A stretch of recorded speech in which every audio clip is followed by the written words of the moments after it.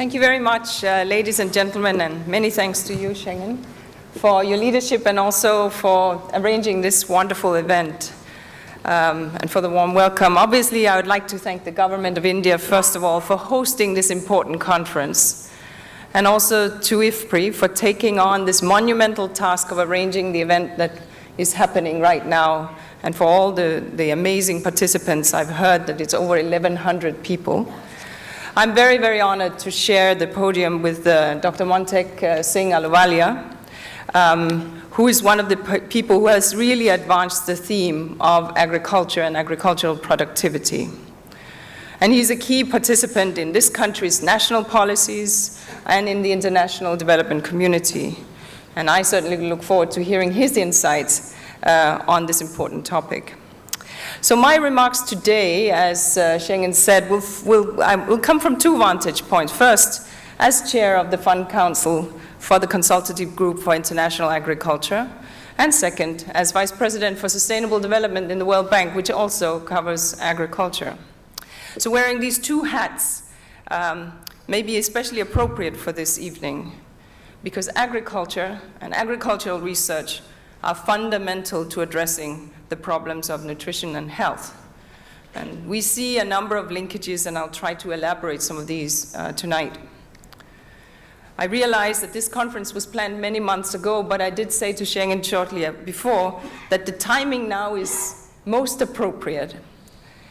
Each day I open the newspapers, each day we see news about food price volatility, and many of us are checking the FAO price index for January, which was the highest since the current index was established in 1990. So extraordinary price increases. And yet at the same time, we are reminded of the food riots that we saw in 2008. And indeed, some of the instability that we are seeing today is also driven by concern over prices and food prices. Whilst they are not the only cause for this unrest, they're certainly among the causes. And we also know that, for instance, President Sarkozy, in preparing for the G20, has put food productivity and price volatility at the core of the G20 agenda. So rising food prices are very much part and parcel of our conversation. And as Prime Minister Singh noted yesterday, there is in this world close to 1 billion people that go hungry, yet there is enough food in this world. So this dimension is further made complicated by the fact that if we include the hidden hunger, and of course by that I mean the deficiencies in the micronutrients that limits the potentials of people to lead healthy and productive lives. So let me stand back for a moment and reflect on some of these mega trends that are affecting food productivity and affecting our world, our agriculture, and our health. We know these, but it's worthwhile considering how they are affecting what we do. Population increase will obviously demand, there's a huge pressure for more food. Urbanization drives wealth, drives growth, but also drives loss of agricultural lands.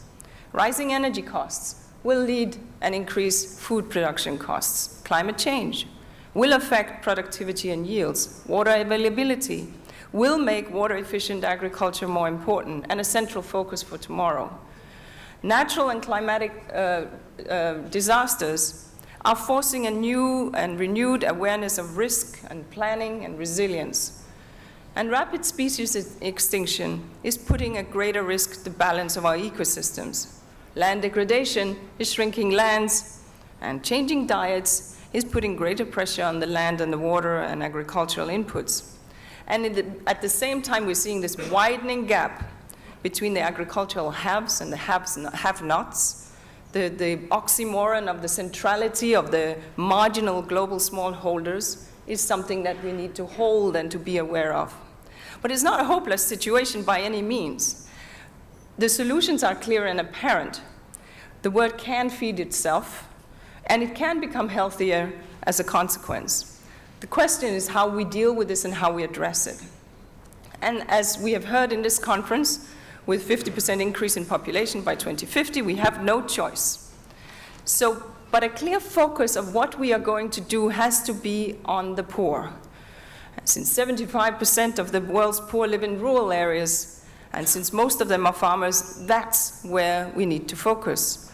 Better agricultural productivity, especially for smallholders, and especially for women farmers, must be a priority. Better productivity will keep overall price levels down because there will be more food available in the markets, but it will also increase incomes for the poor, including the majority of farm families who often are the net purchasers of food. So we desperately need another revolution, one that deals with agricultural productivity for the smallholders. Because we know that agriculture is more than just a source of income. It's more than just filling silos. And in this conference, what we have heard is that today there is enough food to answer the minimum calorific needs of everyone, but we still have the malnourished. This is the dilemma that we are facing. So production alone is not the answer. And income increase alone is not the answer. We've heard that too. So in addition to increasing production for population growth, we need to answer these questions. Are we growing the right foods? Are we growing them in the most efficient way with respect to inputs, water, and land?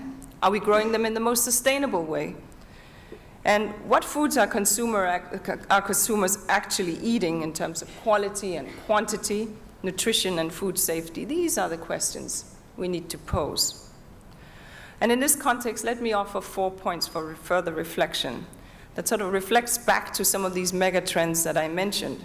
First, climatic variability and climate change. If we look at food price increases since 2008, one of the major underlying causes was a fall in production. There are other causes, and you will have dealt with these in great detail. But some of these causes were brought about by adverse weather and climatic events. Excessive heat in Russia, flooding in Central Africa, heavy rains in the US, shifting monsoons, floods in Pakistan, changing agricultural and ecological zone. We've seen this and much, much more. So the weather volatility will only increase with climate change, this we know. And given that, as we've said, the agricultural productivity need to double or even more for the next 40, 50 years, the first contribution of agriculture to make against the fight against hunger and malnutrition is to develop resiliency so that the impact of climate change on agriculture is minimized. That is something we need to focus on. But let's reflect for a moment that agricultural practices are not just impacted by climate change, they are also a cause. And so another piece to the puzzle is that we need to think about climate-smart agriculture, climate-positive agriculture, agriculture that will have a positive impact on carbon storage. So all the more reason then for the world to find more climate-friendly ways to feed itself with new crop varieties, with new farming techniques, and with new distribution mechanisms. This we know, and we can start this right now. Second point deals with diet composition.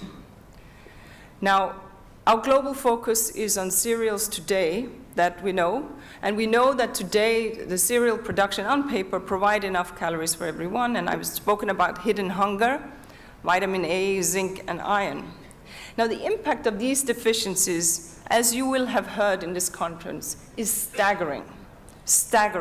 And the stunting of growth from 0 to 9 months is something that we need to be aware of and how that impacts on lives beyond.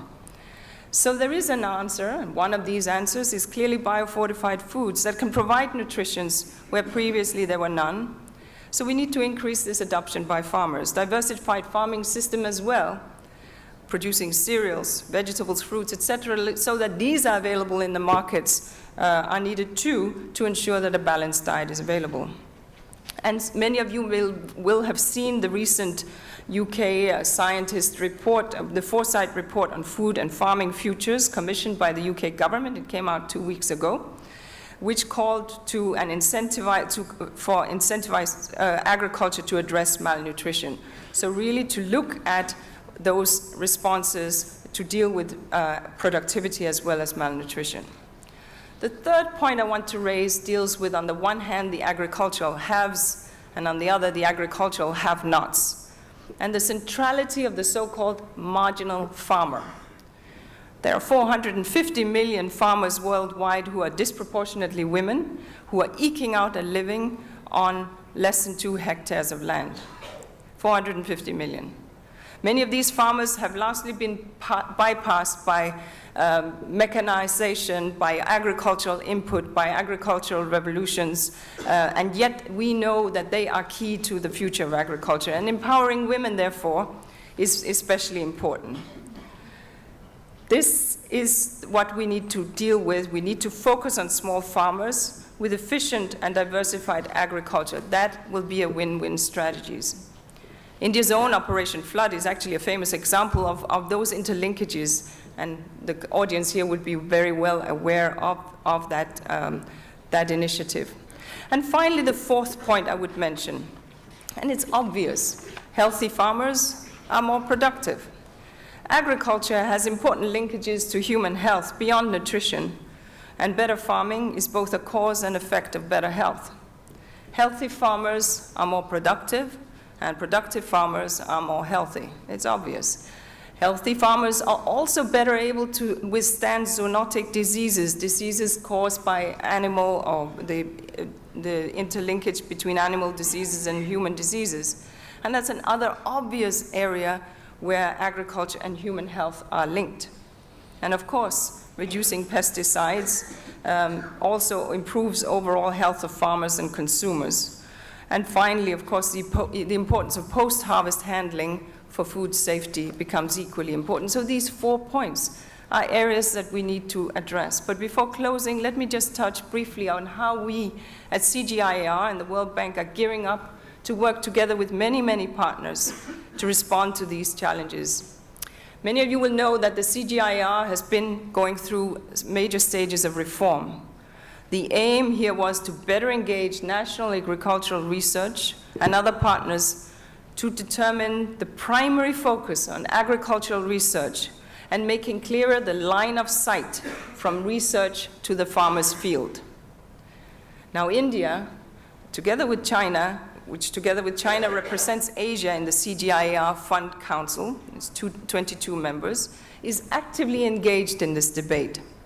And the Indian Council of Agricultural Research is a leading participant in the CGIAR mega program that has been approved, the Global Rice Research Program. This new India CGIAR partnership has a strong foundation. On rice alone, I should mention, there are currently over 170 active India CGIAR research partnerships and 130 initiatives on adapting and disseminating new technologies.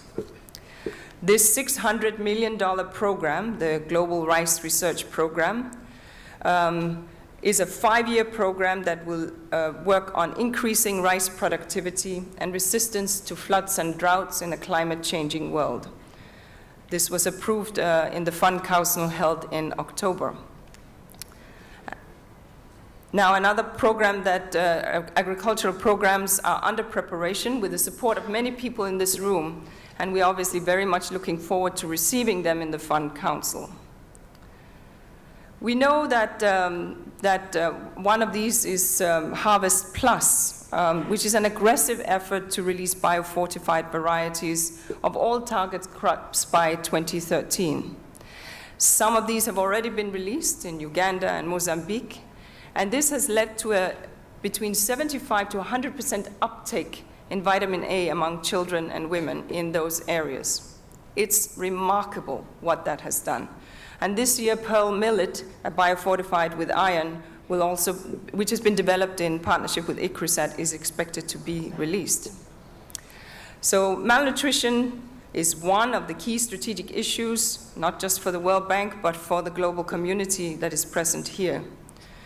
And our South Asia region in the World Bank has declared food and nutritional security a top regional priority. In addition, of course, we're working actively with partners on multi-framework, sector frameworks to improve nutrition outcomes through 2 initiatives. At the global level, there is a Scaling Up Nutrition, the SUN, where many are present and partnering, and we are delighted with this initiative. This new global initiative to raise the profile of food and nutrition security within countries and to integrate nutrition and into national and sectoral strategies. In this region, I understand that this is very much being discussed, and also there is the South Asia Food Nutrition Security Initiative underway. So, ladies and gentlemen, as chair of the CGIAR Council, I've tried to outline how agriculture can contribute to the fight against hunger and malnutrition. And as in my role as World Bank Vice President, I've also tried to emphasize that agriculture cannot do it alone. Agriculture, health, nutrition, education, infrastructure, NGOs, governments, academics, development agencies, all these sectors, all partners, need to break down these silos that insulate them from one another. My colleagues from the World Bank, from the CG system, and we very, very much look forward to hearing about the ideas that would emanate from this distinguished conference and from the solutions that will emerge as we move into the last day of the conference. And I can assure you and give you my pledge that the CGIAR and the World Bank will be willing partners in moving this collaboration forward. I thank you.